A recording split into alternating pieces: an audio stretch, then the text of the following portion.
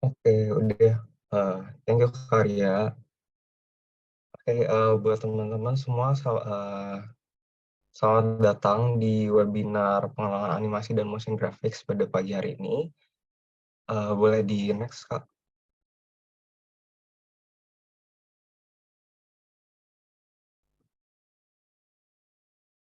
Oke, kita perkenalan dulu, nama saya Alvin dan teman saya Jane. Kami berdua ini adalah, storyboard artist dan animator di Neuron. Nah, Jane ini juga adalah seorang freelance animator dan saya juga, seorang animator di, salah satu perusahaan edutech di Jakarta, gitu. Nah, di sini kalian bisa lihat, ada sosmed dan portfolio kami, kalau misalkan kalian mau cek-cek, boleh setelah webinar ini ya. Terus, next. Nah, buat yang belum kenal sama Neuron, Neuron itu adalah, media yang membahas mengenai kesehatan dan gaya hidup dengan animasi motion graphics 2 dimensi. Nah, kita ini utamanya banyak bikin konten nih di YouTube, teman-teman bisa cek juga, nanti ya setelah webinar ini. Nah, kita langsung masuk aja ke materi pembahasannya ya. Jadi di sini kami bakal kenalin ke teman-teman soal, animasi dan motion graphics gitu. Jadi, mungkin teman-teman familiar dan kenal animasi dari, berbagai film atau dari kartun-kartun di TV atau dari iklan mungkin ya. Eee, nah tapi sebenarnya animasi sendiri itu apa sih? Kalau misalnya diambil dari akar katanya, animasi itu dari bahasa Latin, animare. Itu artinya tuh memberikan nyawa. Jadi kita itu kayak memberikan nyawa kepada bentuk yang nggak bergerak gitu kalau di animasi. Kalau, definisi bukunya itu ilusi pergerakan dari garis atau bentuk yang, tidak bisa bergerak. Nah, next. Nah, animasi itu sebenarnya awal mulanya udah jauh banget ya dari zaman prasejarah gitu.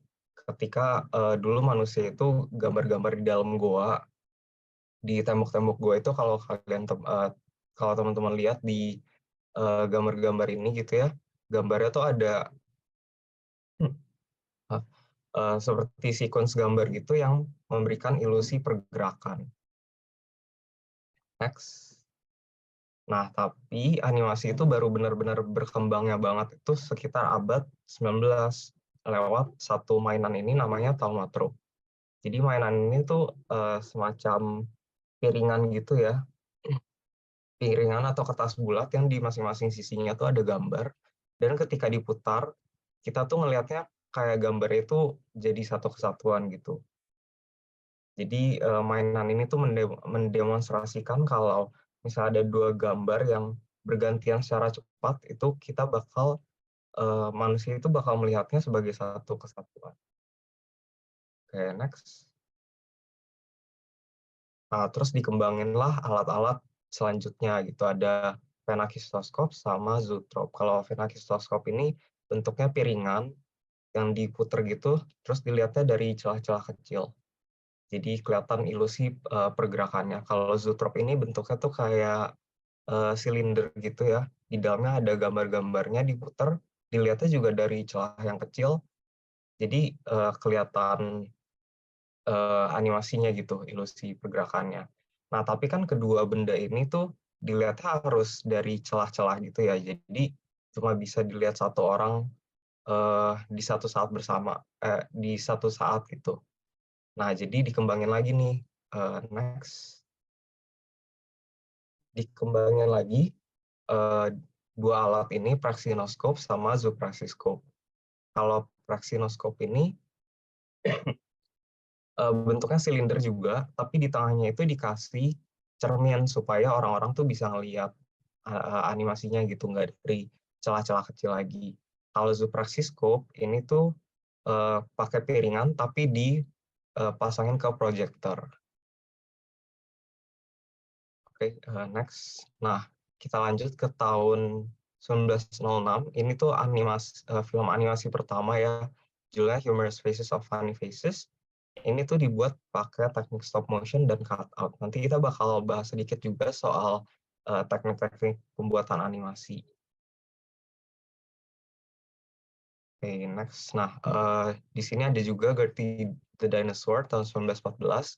Ini tuh salah satu animasi pertama yang ada satu karakter utamanya gitu.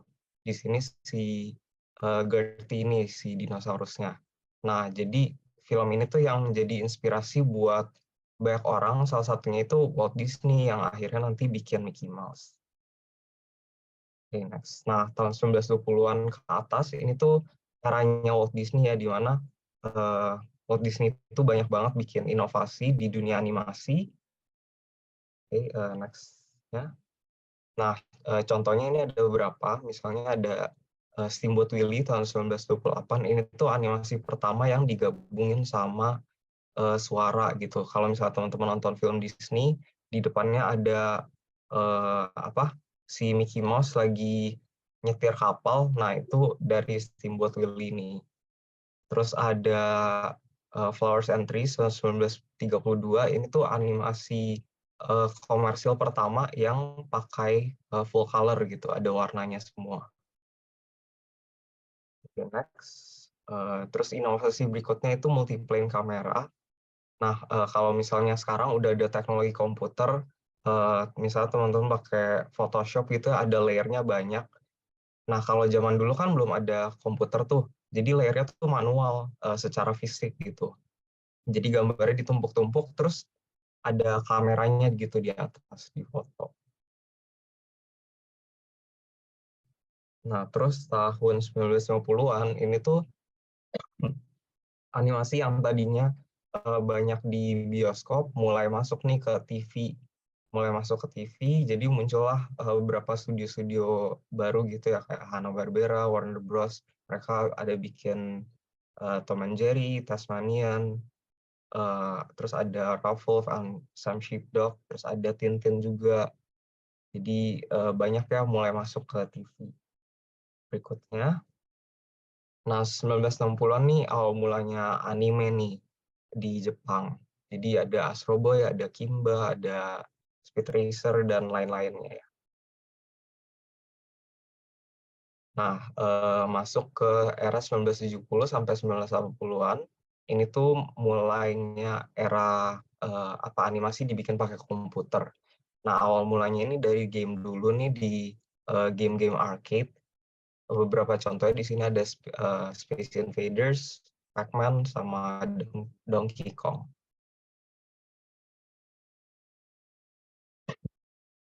Terus animasi komputer juga pertama kali dipakai di film Tron tahun 1982, seperti yang teman-teman bisa lihat di layar. Next. Di tahun 1990-an, ini animasi komputer tuh mulai berkembang lagi dengan adanya Pixar dengan Toy Story-nya, dan animasi juga terus berkembang mengikuti perkembangan teknologi seperti yang teman-teman lihat sampai sekarang gitu ya. Semakin lama tuh semakin bagus gitu animasinya dan semakin beragam juga. Next, nah tadi kan ada dijelasin tuh ada cutout, ada stop motion, animasi yang pertama kali itu. Nah di sini ada beberapa jenis animasi berdasarkan teknik pembuatannya. Yang pertama teman-teman bisa lihat di sini ada cutout. Kalau cutout itu animasi yang dibikin dari potongan gambar atau foto juga bisa. Terus kedua ada stop motion. Kalau stop motion ini eh, objek, atau kalau misalnya yang studio profesional gitu ya biasanya pakai puppet gitu, boneka. Mereka gerakin dikit-dikit terus difoto per frame gitu ya. Sampai bisa jadi bikin ilusi pergerakan. Nah, kalau pixelation ini tuh sebenarnya sama aja kayak stop motion, tapi objek yang dipakai itu manusia beneran, manusia beneran sama objek-objek ukuran asli. Tuh. Next. Nah, lanjut ada 2D tradisional. Kalau 2D tradisional itu kayak namanya tradisional, jadi di gambarnya tuh manual gitu di atas kertas atau di atas plastik seluloid namanya. Kalau plastik seluloid tuh jadi dia transparan, supaya bisa ditimpa sama background dan gambar-gambar lain kayak gitu. Itu 2D tradisional. Kalau misal 2D digital, 2D digital ini tuh bisa ada berbagai macam ya. Misalnya bisa aja 2D tradisional tapi dibikin full di komputer, itu biasanya disebut tradigital atau tradisional digital. Nah, ada juga 2D digital yang kayak dibikin sama neuron. Kalau neuron itu pakai sistemnya Asset dan rigging Puppet gitu ya. Nanti bakal sedikit dijelasin soal workflow animasi di belakang. Terus ada juga 3D digital. Kalau 3D ini biasanya disebut juga CGI atau singkatan dari Computer Generated Imagery. Nah, seperti namanya ya 3D, jadi gambarnya itu 3 dimensi dibikin pakai data geometris dalam komputer. Oke, next. Nah, selanjutnya ini bakal dilanjutin sama Jane soal motion graphics, silakan. Oke, thank you Alvin. Nah, sekarang kita masuk itu ke pertanyaan, sebenarnya apa sih motion graphic itu? Dan apakah motion graphic ini beda dengan animasi gitu ya? Nah, jawabannya motion graphics itu nggak beda dari animasi, melainkan merupakan bagian dari animasi itu sendiri. Karena motion graphics aja namanya kan motion graphics, grafis bergerak gitu. Jadi maknanya sama animasi tuh sebenarnya sama aja. Tapi motion graphics itu bisa dibilang animasi yang lebih fokus ke pergerakan elemen-elemen grafisnya yang kurang memiliki aspek cerita dibanding dengan bentuk atau jenis animasi lainnya, contohnya seperti film gitu.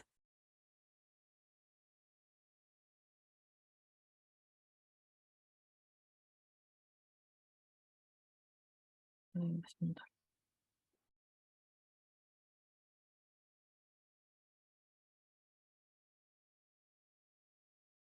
Nah, untuk sejarah motion graphics, karena term motion graphics itu maknanya cukup luas, jadi sebenarnya nggak ada yang tahu awal mula dari motion graphics itu tuh dari mana sih. Tapi beberapa sumber bilang bahwa asal mulanya itu dari adanya animasi-animasi abstrak, visualisasi musik, dan juga animasi teks atau yang kita sebut juga kinetic typography dari akhir 1800-an sampai awal 1900-an. Nah, salah satu contoh dari animasi abstrak dan visualisasi musik yang ada tuh yang dibuat oleh Walter Rodman ini. Kemudian salah seorang tokoh yang cukup influential gitu ya, dan yang paling terkenal dalam perkembangan motion graphics adalah seseorang graphic designer, namanya itu Saul Bass. Dia itu membuat title sequence dari berbagai film, dan dia yang mempopulerkan animasi dalam title sequence ini. Jadi sampai sekarang kalau kita nonton film, kita lihat banyak nih film yang pakai animasi untuk title sequence, bumper, credits. Nah, itu semuanya bisa dibilang jasanya dari Saul Bass ini. Nah, dengan ini kita juga bisa lihat motion graphics tuh bentuknya bisa masuk di macam-macam loh. Salah satunya kan title sequence ini. Nah, beberapa jenis motion graphics yang lain bentuknya akan kita bahas selanjutnya. Nah, yang pertama dan tentunya motion graphics ini bisa masuk di bentuk infografis yang menyajikan informasi seperti yang kami udah lakuin di Neuron juga gitu. Kemudian motion graphics juga ada di dalam iklan yang gunanya untuk keperluan promosi gitu ya, promosi baik brand ataupun produk. Kemudian bisa juga di bumper, yaitu animasi intro atau opening untuk video, film, ataupun acara.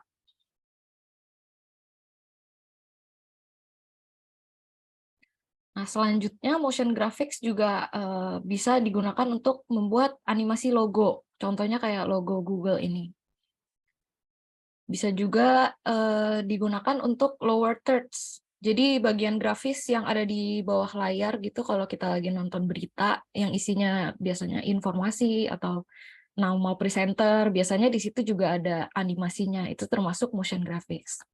Nah, selain yang sudah disebutkan ini, juga motion graphics itu ada banyak banget kegunaannya yang lain-lain.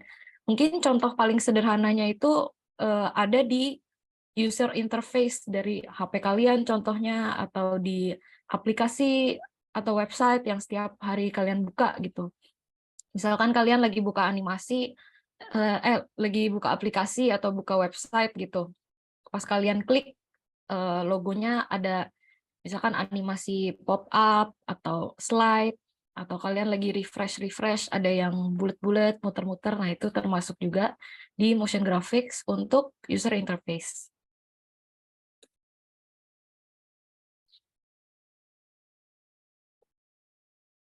Kemudian pertanyaan lainnya adalah, jadi apa sih sebenarnya manfaat dari animasi ini? Nah, animasi ini tentunya untuk yang menonton, manfaatnya ya sebagai media hiburan gitu. Mungkin kebanyakan dari kita juga, dari kecil atau sampai sekarang juga banyak yang masih suka gitu nonton, media-media yang animasi gitu, kartun dan lain-lain. Dan tentunya itu bisa jadi hiburan buat kita.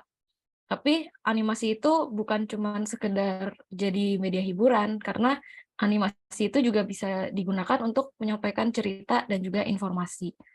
Contohnya, kalau dari kami Neuron, karena kami membahas tentang kesehatan, pasti juga nyinggung-nyinggung tentang biologi gitu ya. Jadi kan yang menonton juga bisa sekalian belajar sambil menonton animasi. Dan karena kami menyampaikan pembelajarannya itu lewat animasi, diharapkan bisa menjadi lebih fun untuk ditonton dan lebih mudah untuk dimengerti. Selain itu, dengan animasi juga bisa menggambarkan hal-hal yang nggak bisa ditampilkan nih dengan rekaman live action. Balik lagi kalau untuk ke contoh dari neuron, misalkan ada bagian video neuron yang menggambarkan proses yang terjadi di dalam tubuh kita gitu. Mungkin untuk dibuat rekaman live action-nya kan agak sulit atau mungkin nggak bisa gitu. Jadi kita bisa ngakalinnya dengan eh, ngasih lihatnya tuh pakai animasi. Sekarang kita masuk ke workflow animasi. Nah, workflow atau cara kerja dari awal pipeline-nya sampai terakhir itu bisa berbeda-beda berdasarkan skala proyek atau jenis animasinya sendiri. Tapi secara garis besar, workflow-nya ini terdiri dari 3 bagian, yaitu pre-production, production, dan post-production. Pertama-tama untuk workflow animasi 2D, kalau teman-teman bisa lihat di sini, di bagannya yang warna biru, itu termasuk di pre-production, yang hijau production, yang kuning di post-production. Nah, bagian awal di pre-production akan dimulai dari script, yaitu kita nulis naskah atau cerita videonya itu sendiri. Nah, selain itu kita juga nyiapin konsep desain, yaitu desain karakter, desain properti, background, atau apapun yang akan dipakai di dalam animasinya. Setelah skrip dan konsep desain ini jadi, kita akan lanjut ke tahap storyboard. Di mana di tahap storyboard ini kita membuat sketsa panduan untuk animasi kita. Setelah itu kita akan melakukan rekaman suara, audio recording. Nah, audio recording ini dilakukan di tahap pre-production, supaya nantinya di tahap production saat kita animasi, kita akan menganimasikannya itu sesuai mengikuti suara yang udah ada. Baru kemudian setelah audio recording, kita maju ke animatics. Nah, animatics ini adalah storyboard yang bergerak. Animatik ini dibuat supaya kita itu bisa mengira-ngira, memperkirakan timing dari animasi yang nantinya akan kita buat. Setelah animatiknya selesai, kita lanjut ke tahap pertama dalam production, yaitu layout. Layout di sini artinya kita menempatkan sebuah karakter yang belum bergerak sepenuhnya, jadi pergerakannya masih minim untuk kita masukin ke dalam scene. Gunanya itu untuk melihat gambaran posisi dari karakternya ini di dalam scene-nya tuh kayak gimana kelihatannya. Setelah semuanya udah oke, baru dilanjutkan ke proses animasi di mana kita benar-benar nganimasiin karakternya sampai lebih detail. Baru setelah itu kita warnain. Setelah animasinya udah selesai, udah diwarna, kita masukin ke post production, yaitu compositing dan editing, di mana nanti di compositing itu kita juga bisa nambahin effects, lighting, dan lain-lain, particles yang bisa membuat animasinya tuh jadi lebih cantik gitu. Nah, tentunya teman-teman ngelihat bagan ini mungkin mikir kayak nggak kebayang gitu. Ini sebenarnya kayak apa ya bentuknya. Jadi kita akan ngasih beberapa contoh setelah ini. Nah, ini contoh dari konsep desain. Yang di sebelah kiri itu ada contoh character design. Jadi itu dimasukin ke satu sheet gitu namanya character sheet yang nampilin karakternya tampak depan, tampak samping, tampak belakang. Warna-warna yang dipakai juga ditaruh di situ semua. Pose dan facial expression dari karakternya juga ditaruh supaya animatornya itu bisa menjadikan character sheet ini jadi panduan gitu.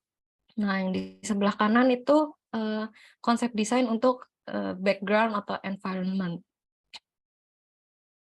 Kemudian ini adalah contoh-contoh dari storyboard. Kalau teman-teman bisa lihat yang bagian tengah itu sebenarnya storyboard yang kita bikin untuk video neuron ya. Nah, sebenarnya storyboard ini bisa ada yang rapi, ada juga yang masih agak kasar gitu. Tapi semuanya tergantung kebutuhan aja sih dibuatnya.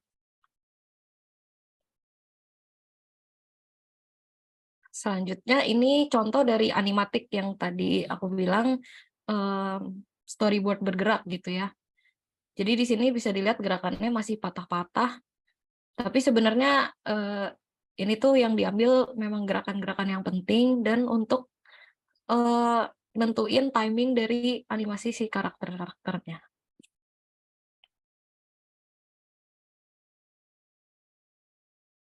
Nah, untuk yang ini kita bisa ngelihat progres dari storyboard, layout, animation, dan ke finalnya yaitu compositing ya. Kalau bisa dilihat itu yang bagian kanan atas yang layout itu karakternya masih pergerakannya minim gitu, tapi dia dimasukin ke background supaya kita bisa lihat kira-kira layoutnya gimana sih kalau dia di dalam background-nya. Baru dilanjutkan ke animasi, dibuat lebih detail. Dan diwarnain, terus dipercantik seperti yang ada di final.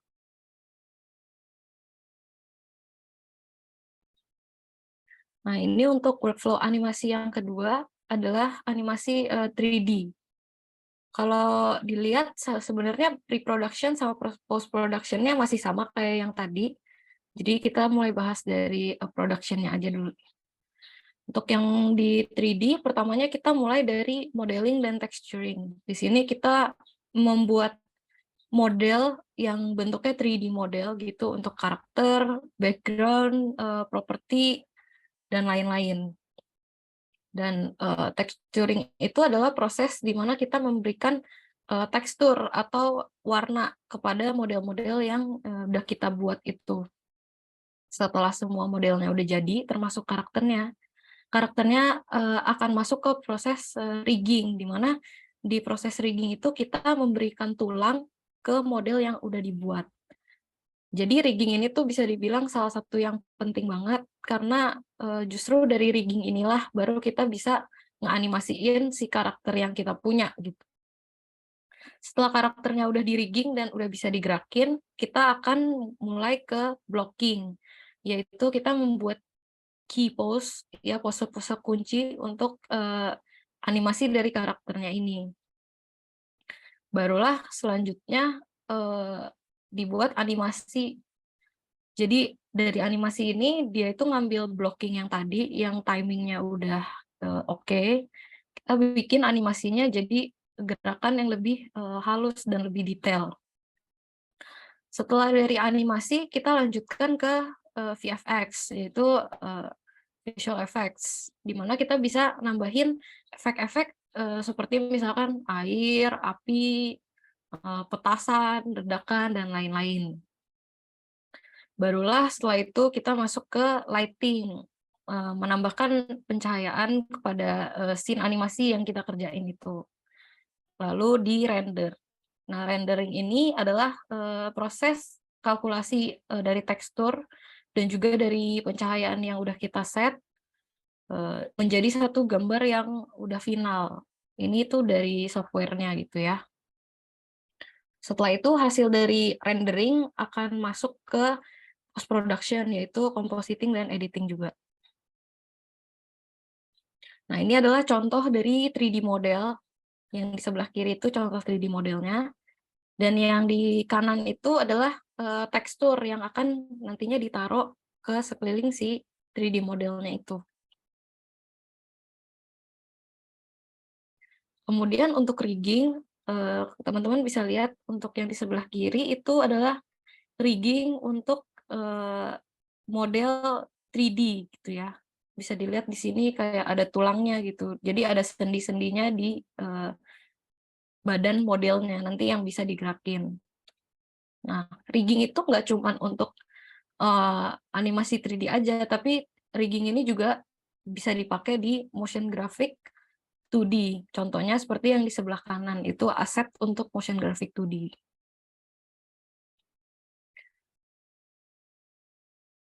Nah, kemudian di sini teman-teman bisa lihat proses blocking, di mana blocking ini tuh masih karakternya masih patah-patah gitu. Jadi yang dimasukin benar-benar pose kuncinya, baru setelah itu nanti timingnya udah oke, nanti akan didetailkan.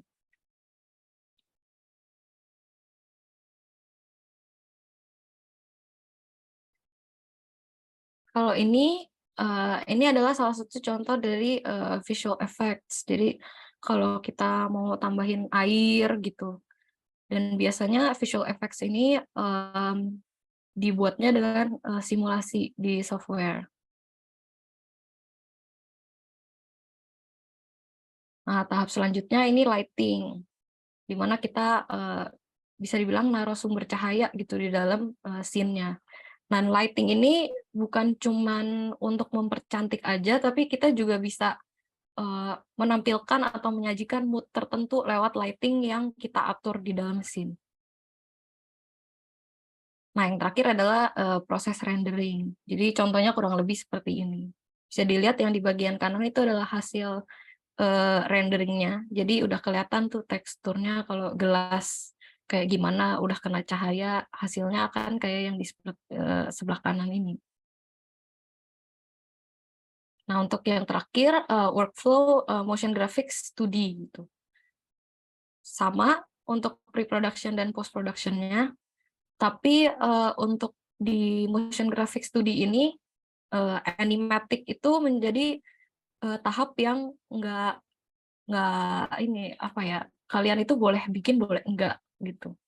Seperlunya aja, kalau misalkan memang perlu, kalian boleh bikin animatiknya, kalau enggak, sebenarnya storyboard juga udah cukup. Nah, kita bahas di bagian production-nya.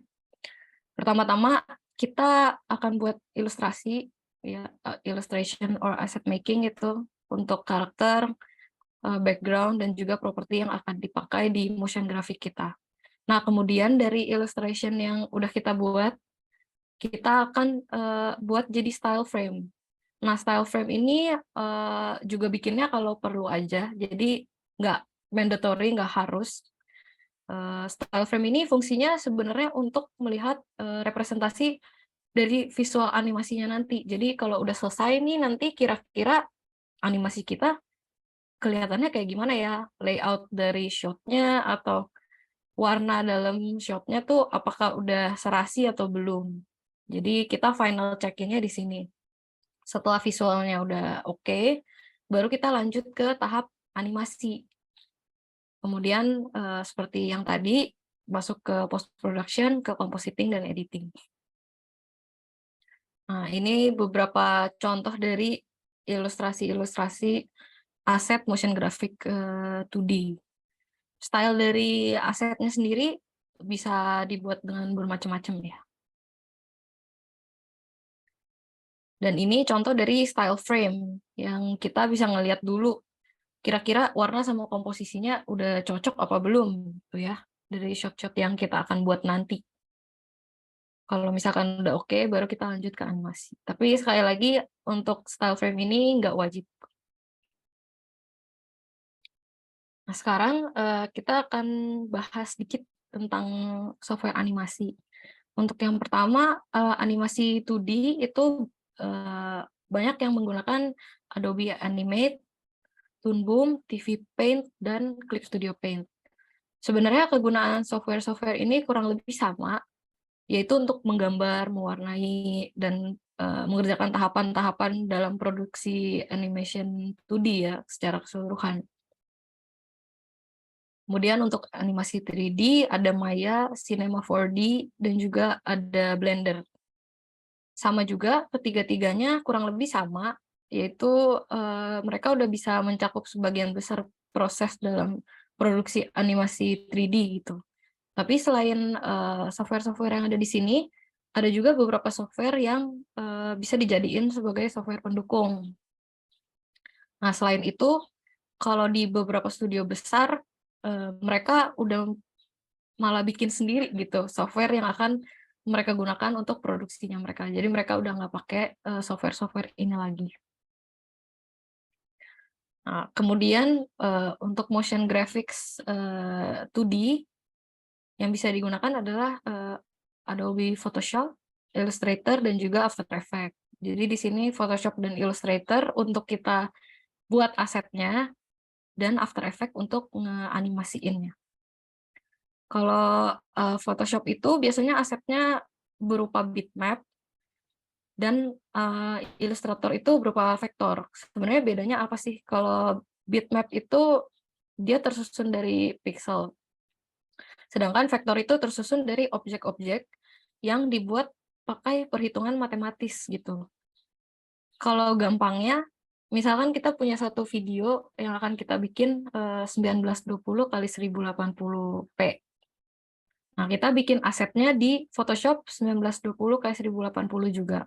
Kalau misalkan nanti di animasinya kita ada adegan zoom in gitu, nanti aset yang di Photoshop akan kelihatan pecah. Karena memang dia itu dibuat cuma untuk 1920 kali 1080p. Sedangkan kalau di AI, karena dia itu perhitungan matematis, jadi kalau kita mau zoom in pun, dia itu akan selalu menghitung ulang. Jadinya untuk image-nya nggak akan jadi blur gitu, karena dia akan selalu hitung ulang. Kalau untuk neuron sendiri, kita memakai Illustrator untuk ilustrasinya, dan juga After Effects untuk animasi. Oke, sampai di sini dulu pengenalan untuk animasi dan motion grafis dari kami, dari Neuron. Kalau teman-teman ada yang tertarik untuk bikin animasi motion grafik gitu, kami punya online course di Habis Kerja yang bisa teman-teman ikut juga. Nah, online course-nya ini akan isinya itu benar-benar mulai dari basic, jadi mulai dari pengenalan dari software-nya itu sendiri. Jadi teman-teman kalau misalkan mungkin masih kurang familiar gitu sama software-nya, jangan khawatir karena kita akan ngajarinnya dari awal. Oke. Sekian dan terima kasih. Oke, thank you Kak Jen, thank you Kak Alvin. Nah, teman-teman boleh ya langsung di kolom chat untuk Q&A, atau nanti ada yang mau raise hand, mau open mic juga boleh. Nanti aku open access raise hand dulu ya. Nah, ini dari Kak Kala nih. Saya cukup tertarik, tapi kira-kira spek minimal laptopnya apa ya, Kak? Kalau spek minimal laptopnya bisa dicek di ini ya, Website. website-nya Adobe buat sistem requirement-nya. Ini kalau aku lihat di sini prosesornya itu minimal Intel atau AMD yang quad core, terus RAM-nya rekomendasinya itu 16 GB dan GPU-nya 2 GB VRAM-nya gitu. Ini, sebentar aku copy ke chat aja ya. Mhm. Itu ya Kak Kala ya. Nah, jadi ada pertanyaan dari Kak Muhammad Cusni, kalau green screen gitu termasuk animasi juga, sama template video kayak di TikTok atau CapCut gitu termasuk animasi juga kah? Gimana Kak? Green screen itu bisa termasuk animasi juga sih, tergantung apa, gimana ya, Gunanya iya gunanya untuk apa tergantung buat gitu. apa gitu. Tergantung prosesnya di mana juga gitu, bisa masuk ke compositing, bisa masuk ke proses animasinya juga gitu, tergantung prosesnya sih. Heeh. Oke, thank you Kak Alfi. Kasus ini kalau masih belum jelas boleh tanya lagi ya. Lanjut ke Kak Putri, apa bisa ya Kak bikin animasinya di iPad? Gimana Kak Alfi aja? Bisa Kak, bisa. Ada sekarang tuh udah mulai banyak software di iPad buat bikin animasi. Bisa pakai apa ya, Procreate bisa, pakai Clip Clip Studio Studio juga Paint. bisa. Terus ada aplikasi-aplikasi lain juga buat yang emang khusus buat animasi gitu. Bisa teman-teman cari sendiri di App Store sih. Oke. Ini ada dari Paman nggak bisa, boleh Kak langsung bertanya. Oke, siap.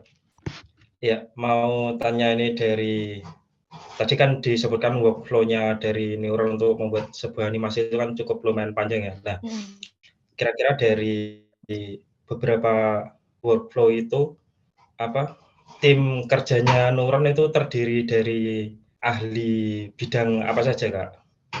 Maksudnya keahlian untuk misal tadi untuk apa praproduksi itu keahliannya apa, produksi apa, dan pasca produksi itu mereka itu ahlinya di bidang apa. Jadi maksudnya dalam satu produksi itu kerjasama antara beberapa ahli itu ahli apa aja gitu.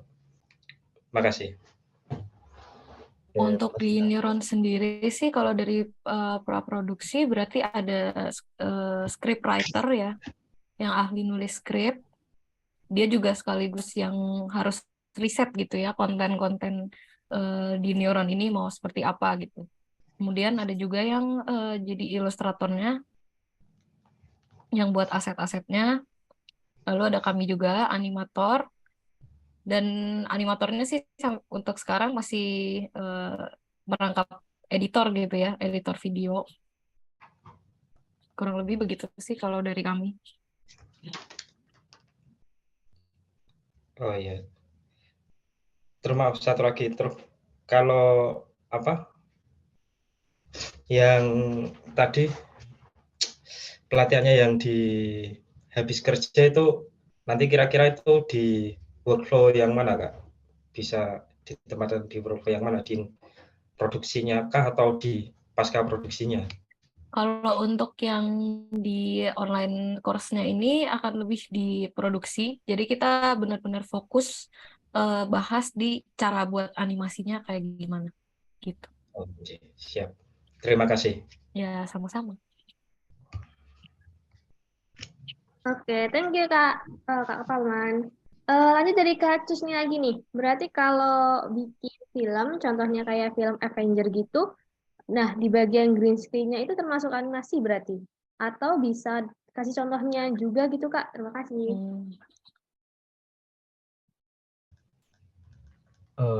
Ya, Jen boleh tolong balik ke ininya nggak? Apa bagannya? Oke.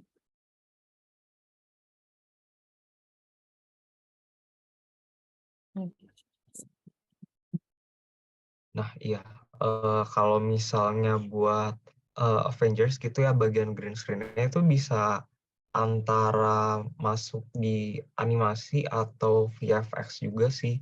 Karena kan green screen-nya itu fungsinya buat dikasih ini ya, efek juga gitu. Jadi bisa masuk di antara dua proses itu sih.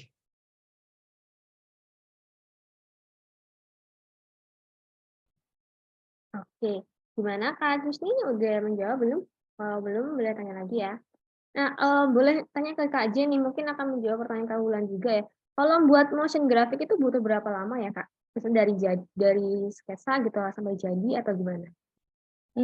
Kalau misalkan buat motion graphicnya sih sebenarnya tergantung keperluan videonya juga ya. Tapi kalau kita ngomong dari neuron biasanya sih dari mulai script, storyboard, ilustrasi, animasi sampai selesai kurang lebih kita 10 hari. Tapi itu juga yang ngerjain rame-rame sih.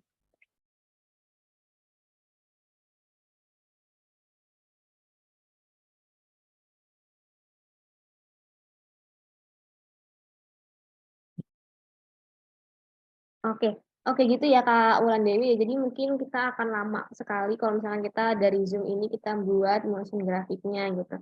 Jadi mungkin Takutnya juga kalau kita langsung di sini mungkin akan makan waktu juga karena mungkin beberapa ada yang masih belum familiar sama softwarenya juga gitu. betul betul.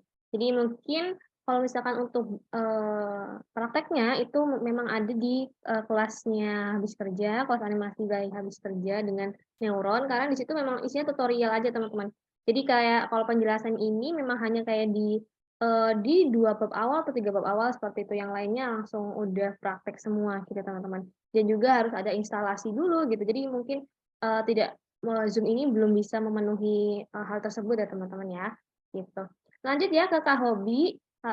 Hai Kak, aku mau nanya, apa pembuatan animasi menggunakan frame to frame yang disatukan, ataukah bisa digital semua? Untuk pembuatan animasinya itu sebenarnya bisa dua-duanya ya. Kalau misalkan langsung frame by frame gitu, seperti yang tadi udah dijelasin juga di awal, 2D tradisional, berarti kan itu masih pakai yang kertas gitu. Tapi kan tadi juga udah dijelasin, kita bisa juga loh gambar frame by frame, tapi di software, jadinya 2D digital.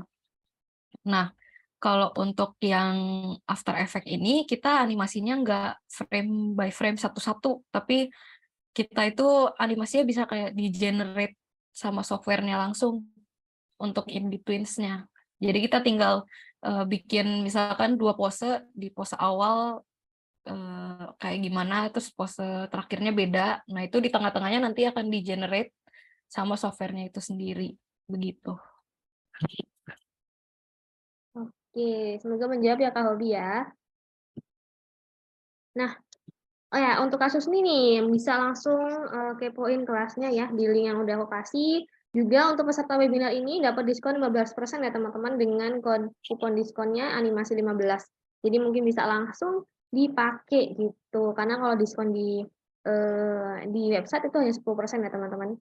Tapi kalau misalkan ikut webinar ini, ada diskon 15%, jadi digunakan sebaik-baiknya. Gitu. Juga daftar hari bisa segera diisi, karena itu akan untuk sertifikat ya teman-teman ya. Jadi nah mungkin akan ditutup besok jam 12 siang. Jadi mohon diisi, karena kalau sudah ditutup nggak bisa isi lagi, dan diharapkan tidak protes ya teman-teman ya. Gitu. Nah mungkin aku ada pertanyaan ini buat Kak Alvin ya. Misalkan Kak Alvin kan sekarang jadi animator di salah satu edtech gitu. Nah, kalau misalkan nih teman-teman juga ingin menjadi seperti Kak Alvin, itu portofolionya harus seperti apa dan gimana ya Kak caranya? Kalau misalnya teman-teman mau kerja di perusahaan gitu ya, ada baiknya teman-teman bikin portfolio itu biasanya dalam bentuk website sih. Website portfolio ini bisa macam-macam ya, ada kalau misalnya aku pribadi pakainya ArtStation, tapi teman-teman bisa juga pakai, apa ya, Behance, bisa pakai, Adobe Portfolio, dan masih banyak lagi sih website buat, portfolio gitu. Nah, buat portfolionya itu bisa jadi yang penting itu teman-teman bikin satu yang namanya showreel. Showreel itu jadi kayak kompilasi, berbagai macam, animasi yang teman-teman udah bikin gitu, yang paling bagus-bagus aja dibikin dalam waktu 1 menit gitu. Nah itu buat, eee, apa ya, kalian teman-teman taruh paling atas gitu di website portfolio kalian. Nah, tapi buat project-project lain bisa juga tuh dimasukin di website-nya buat kalau misalnya recruiter-nya mau ngeliatin pekerjaan teman-teman yang lain. Jadi itu sih intinya, yang penting portfolio itu dalam bentuk website, terus isinya ada showreel sama kerjaan teman-teman yang lain gitu.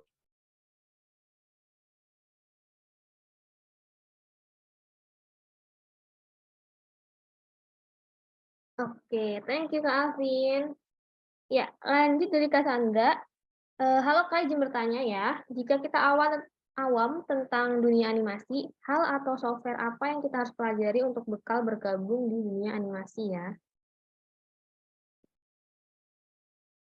Kalau software-nya itu sih tergantung ini ya Kak, tergantung jenis animasi yang Kakak mau dalemin gitu. Karena tiap jenis animasi kan beda-beda nih. Tadi software-nya ada animasi 2D tradisional tuh pakainya ada tadi ada anime, Toon Boom, Clip Clip Studio, Studio. macam-macam gitu ya.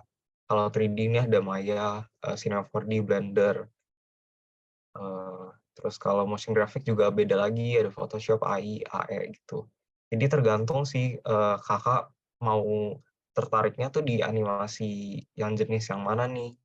Karena tiap jenis animasi itu Software-nya beda-beda berbeda. software-nya. Oh gitu ya, aku baru tahu nih kalau ini jenis animasi software-nya beda-beda. Oke, itu insight baru ya teman-teman ya. Nah, kalau misalkan nih aku juga nanya nih, mungkin mewakili teman-teman juga, gimana sih Kak, berapa lama nih belajarnya dari awal sampai mungkin jadi animasi atau jadi animator, itu butuh berapa lama kita menguasai skill-nya? Kalau misal berapa lama, balik lagi tergantung ya teman-teman mau belajar animasinya tuh yang mana gitu. Kalau misalnya aku sama Jen kan dulu kuliah gitu ya, kuliah desain dan animasi gitu. Jadi emang belajar semuanya dulu tuh selama 3 sampai 4 tahun gitu. Cuman kalau misalnya teman-teman udah tahu mau fokus di animasi bidang apa gitu, mungkin dalam beberapa bulan kalau emang teman-teman tekunin banget tuh bisa sih. Nggak perlu sampai bertahun-tahun gitu.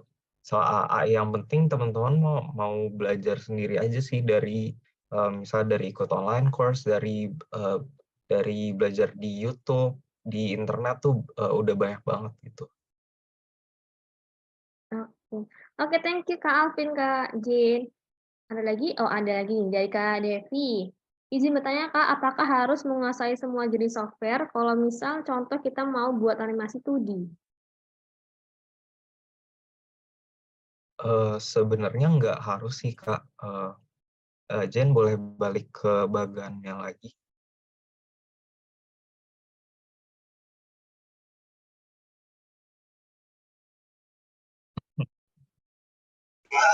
Nah, kalau buat animasi 2D ini tuh kalau kalian teman-teman lihat di bagan ini tuh kan ada banyak proses gitu ya. Nah, setiap proses ini tuh tergantung produksinya, tergantung perusahaannya, tergantung proyeknya. Itu bisa setiap proses satu orang, bisa setiap proses itu Iya. bahkan ada timnya sendiri gitu. Jadi misalnya kalau skrip kan pasti ada script writer-nya sendiri. Konsep desain itu ada namanya konsep Konsep artis. artis. Storyboard ada storyboard artis. Audio kan ada yang rekam audionya VO talent gitu ya. Kalau animatic mungkin sama dikerjainnya bareng sama storyboard artis sih. Terus layout juga ada layout artis, animation ada animator, coloring ada colorist, compositing sama editing juga ada orangnya sendiri, kompositor sama editor gitu. Jadi setiap proses ini ada ada kerjaannya sendiri-sendiri gitu. Jadi teman-teman sebenarnya nggak perlu bisa semuanya, tapi akan lebih baik kalau misalnya teman-teman seenggaknya tahu lah gitu setiap prosesnya gitu. Tapi nggak harus mendalami semuanya, karena pada ujung-ujungnya pas kerja teman-teman ya Nggak kerja ngerjain satu semuanya. bagian aja gitu. Tapi balik lagi tergantung ya jenis produksinya sama jenis proyeknya juga, karena ada yang kecil, ada yang gede. Kalau misalnya proyek yang kecil mungkin teman-teman bisa ngerjain sebagian besar workflow ini juga gitu. Oke, semoga menjawab ya Kak Devi ya. Ke pertanyaan Kak Seno, apakah cukup Kak menggunakan satu software seperti mau menekuni motion grafik makanya After Effects saja? Sebenarnya menurutku kalau untuk motion graphic bisa aja sih cukup untuk pakai After Effects aja, karena di After Effects juga ada tools untuk kita bikin asetnya gitu ya kalau bisa dibilang. Karena kita di After Effects itu juga ada shape tool yang bisa bikin bentuk-bentuk gitu kalau kita mau buat asetnya langsung di After Effects. Cuman biasanya kalau ada yang mau menekuni motion graphic, ujung-ujungnya akan belajar juga Illustrator supaya kita bisa buat asetnya di Illustrator dulu, baru habis itu kita animasiin di After Effects gitu. Oke, thank you Kak Jen. Semoga menjawab ya Kak Seno. Teman-teman, karena tinggal 4 menit lagi ya waktu kita sesuai dengan poster yang sudah kita sebar gitu ya. Kita hanya 1 jam aja di webinar gratis kali ini. Untuk lengkapnya gimana tutorialnya, harapannya kita bisa ketemu di grup Telegram ya teman-teman ya. Karena di situ teman-teman bisa nanya langsung ke Kak Alvin dan Kak Jen gitu. Dari Senin sampai Jumat dan pastinya akan langsung dibalas oleh Kak Alvin ataupun Kak Jen gitu. Nah, teman-teman sebelum berakhir ya, pertama aku mau ngucapin makasih untuk teman-teman yang udah ngeluangin waktunya, udah investasi waktunya untuk ikut belajar gitu ya, belajar tentang dasar gitu atau pengenalan tentang animasi dan juga motion graphic bersama Habis Kerja dan juga Kak Alvin dan Kak Jane gitu. Nah, terus juga aku juga mau minta maaf ke teman-teman jika dalam penyampaiannya mungkin dari aku ataupun Kak Alvin dan Kak Jane juga ada salah-salah kata yang mungkin mengganggu teman-teman atau tidak berkenan di hati gitu ya. Aku pribadi mohon maaf dan juga semoga nantinya webinar Habis Kerja akan makin baik-baik ke depannya dan juga mungkin kita akan memberikan event-event yang lebih menarik lagi untuk teman-teman secara gratis gitu. Nah, kalau sudah mengisi diharapkan mengisi langsung ya teman-teman, mengisi daftar hadir karena sertifikat dan rekaman akan dikirim di situ dan juga di grup WA gitu. Nah, sebelum berakhir kita boleh ya foto bareng teman-teman, mungkin bisa auto open cam semuanya. Mungkin Kak Jen bisa stop share, Kak. Oke.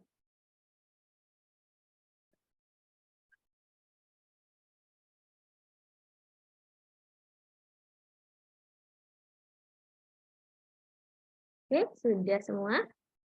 Oke, 1 frame aja nih. Oke, boleh? 1, 2, 3. Oke, lanjut ya. Lagi ya. 1, 2, 3. Oke, thank you banget teman-teman. Thank you, thank you, thank you. Nah, karena tadi kita diawali dengan doa ya, boleh kita akhiri juga dengan doa. Berdoa dipersilahkan.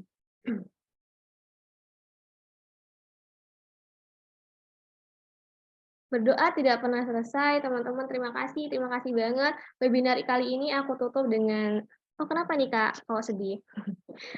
Terima kasih teman-teman ya. Terima kasih teman-teman. Aku tutup ya webinarnya dengan wassalamualaikum warahmatullahi wabarakatuh. Selamat siang, happy weekend teman-teman semua. Thank you Kak Jen, Kak Alvin.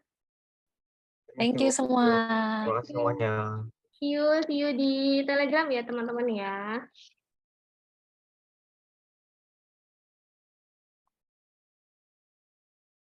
Kalau ada pertanyaan bisa langsung nanti chat aku ataupun di grup gitu ya. Nanti sertifikat dan rekamannya akan di-share besok ya teman-teman ya. Tapi kalau bisa hari ini akan aku usahakan. Tapi yang pasti besok juga. Oke, thank you teman-teman. Boleh live.